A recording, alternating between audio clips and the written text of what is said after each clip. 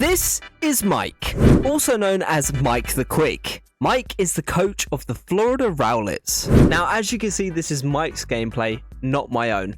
And that is because at the time of recording our battle for the EBL Season 6, I was not able to actually record my gameplay / my face. So this is going to be a post-commentary, sort of like the first season that I joined, which was Season 5, Week 1 against Humberto. So we're going to be seeing it from Mike's perspective instead of my own, which is kind of annoying, but at least we have some form of commentary over the game. So on your screen, you can see the team selection. I have gone for Lugia, Dragapult, Jolteon, Mienfoo, Lapras, and Snorlax. Now this was sort of a mix match of Pokemon because I really did not have enough time to prep. Now, due to time constraints, I wasn't able to plan my team as well as I wanted to, but the team that I did bring was something that was doable. I could win with this team. In case you don't know, this is the team that I have for Season 6 of the EBL. It is on screen right now.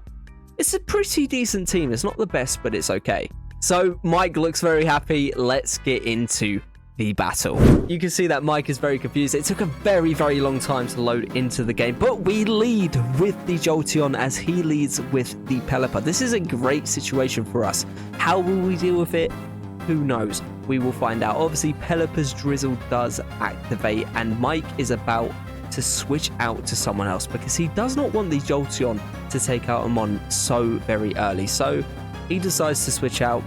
What will we do? We take a very long time to decide what we are going to do. Jolteon obviously is an electric type, which is quite effective to this Pelipper, but the Pelipper does withdraw and goes out into the Seismitoad. Now, what do we go for? What would be the most silly thing to do? We go for the Thunder, which is in the rain, which is 100% accurate, but Palpitoad, or Seismitoad, my apologies, is immune to that. So we get no damage off, and it is a clean switch into Seismitoad, which, again, if it goes for an Earthquake, Jolteon is gone. We decide to withdraw the Jolteon and go out into our Snorlax, which does actually have to take a Liquidation that is in the rain, which is obviously boosted by the rain, and it does over half damage, which is crazy. Considering it is a Snorlax. So we are not doing very well right now. As you can see, Mike is checking to see what he has, what is going on right now. He thinks that if he outspeeds this Snorlax, he can go for the Liquidation and kill it. He does indeed go for the Liquidation. Will it kill big? Of course it does. It's in the rain. It did over half damage the last time. I did not want to switch out into anything, knowing this Seismitoad was very easily going to kill anything that was in its path. So at the moment, it is 1-0, 6-5 in terms of Mons. We are, at this time, we are shook, but we know that we could do something with our Lugia here as it comes out. Lugia is a huge threat, so much so that Mike actually starts to consider maybe swapping out into something else, even though the Seismitoad will probably do quite a bit of damage to the Lugia, considering the Liquidation in the rain did a lot to the Snorlax, although we do have multi-scale, so that is another thing. So he decides to withdraw the Seismitoad and go into the Rotom as the Lugia, our Lugia, decides to go for a Calm Mind.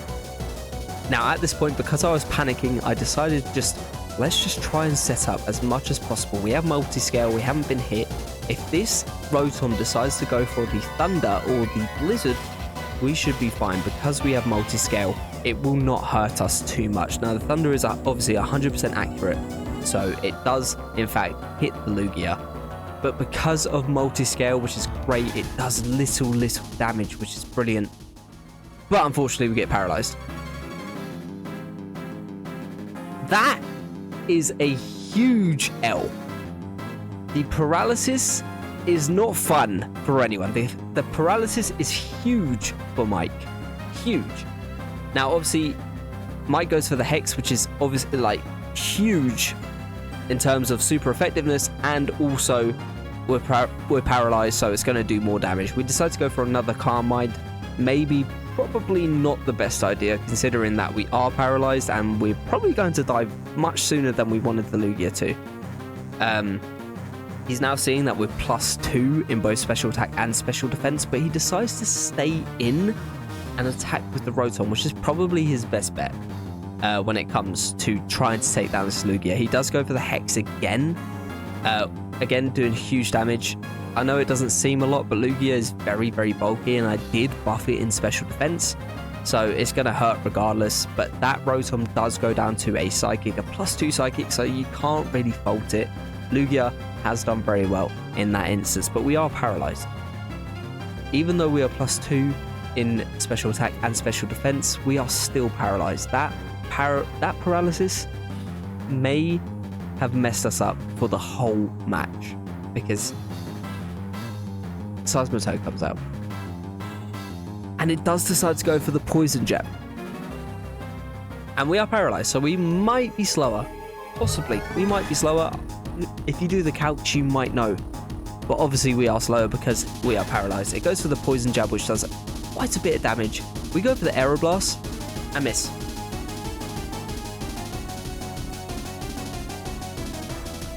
We miss the Aeroblast. We obviously then go down to the Liquidation. Bit of cheese with the Lugia, and that's fine. That is how the EBL works. And Mike, I am not faulting you, but that is a little bit of cheese. But Mike has planned this team so well. I spoke to him after the game as well. This team is amazing. But anyways, out comes the Lapras, which is brilliant for us. He does decide to swap out here. I have no idea what he's going to swap out into. He might not even swap out. I'm not too sure. But let's just see. Again, I'm watching this with you guys. I'm trying to remember what happened, but he does swap out into the Kyogre, which is okay. It's not the best situation for us, but it does switch out into the Kyogre as our little Lapras. Oh, it does have Drizzle. Again, this rain team that Mike has compiled is great. We decide to go for the Sing. We miss. I'm not going to talk about RNG, because then I would get even more annoyed. But that Thunder does a lot. Does paralyze. Go for the Sing. We actually get the Sing off. So RNG was on our side, sort of. Not really, because we got paralyzed that turn. RNG is on our side. I think Thunder is like a 30% chance to paralyze. So again, you can't really fault it. It's not. So in this situation, he's just gone for a Thunder. If I had my Swampert, I would have swapped down to Swampert, knowing that a Thunder was coming, and I'd be able to somewhat set up with the Swampert ready for whatever comes out, but I'm not able to do that. So the Kyogre is asleep. It does decide to go for the Ice Beam. It's still asleep, but we decide to go for the Dragon Dance. And this is a point in the match where I did get a little bit greedy, and you'll see why. Kyogre continues to go for the Ice Beam as we continue to go for the Dragon Dance. Now we are +2, I think. I don't know how Dragon Dance work, but we are pretty fast, and we're pretty. With 1-up, we could have done something, but the Ice Beam completely destroys the Dragapult. We are done. we are done. Both our restricted mons are gone. We've been cheesed by paralysis and just missing moves in general. It woke up after like 2 turns of sleep. It's not looking good, Breath. It is not looking good. But obviously the Kyogre can easily go for a Thunder here, outspeed Ness and still kill Ness. But it's always that risk of missing the Thunder, especially when the rain is not up. So MikeTheQuick decides to go into the Pelipper. And that's exactly what he does. The Pelipper comes out, and obviously the Drizzle is in effect as it comes out. I'm not too sure what our Lapras does here. As you get us in the back, look at our face right now. We are scared. We're scared to do anything, but we do get the Sing. So RNG is on our side, sort of. Not really. It kind of sucks. But the Pelipper is now asleep. So what will we do from here? If we had Freeze Dry, that would be the best thing to do, obviously. But what will Mr. MikeTheQuick go out into? He decides to stay out with the Lapras and go for a U-turn. But we decide to withdraw Ness and go out into Bolt. Which is probably the best thing to do, but in this situation, you obviously should know that Seismitoad is coming out, expecting a Thunder. I probably second-guessed myself here and anticipated that he would juke me and think, oh, okay, I think he's going to switch out. Let me go for something else. That's why I went out into the Mienfoo, or the Mienshao, should I say. So now the Seismitoad's out against the hands that we have. I'm not too sure what he decides. He decides to go for the liquidation in the rain. We decided to go for the fake out, just to get that chip damage, just to get that little bit of chip damage. And then we decide to go for the close combat. I remember this very well. This match probably happened about 2-3 weeks ago, and I remember this. I remember this very, very well. I know for a fact that we decided to go for a close combat, and this is what happens. It's not enough. It is not enough for this bulky Seismitoad, which goes for the liquidation. We're down in defense. It's in the rain. Hands goes down. It's not looking good. In the slightest.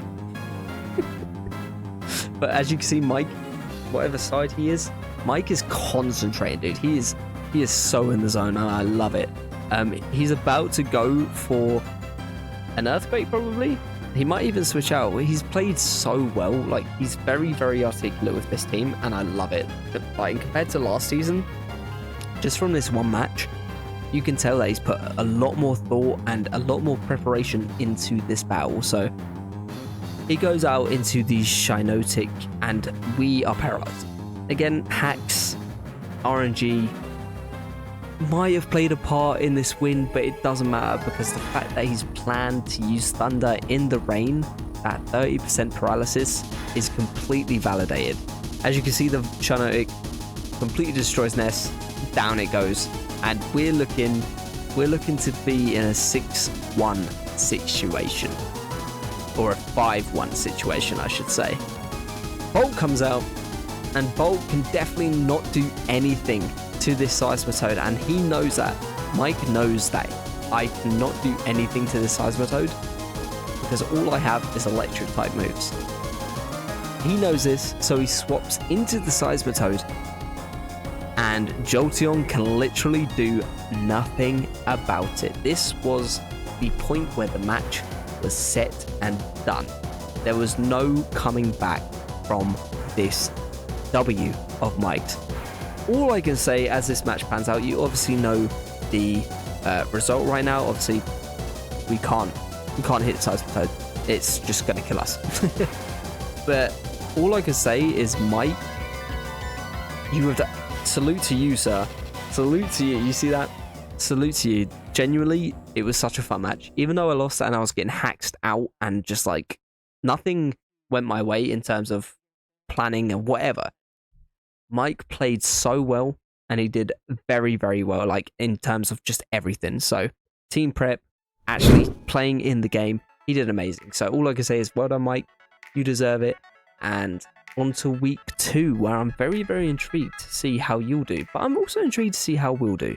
We are playing Timmy. It's really Timmy B. I do wonder how that'll go. We'll find out soon, but thank you very much for watching. I hope you all enjoyed this video. If you did, please be sure to leave a like, and why not subscribe whilst you're at it, and I will see you in the next EBL battle. Bye!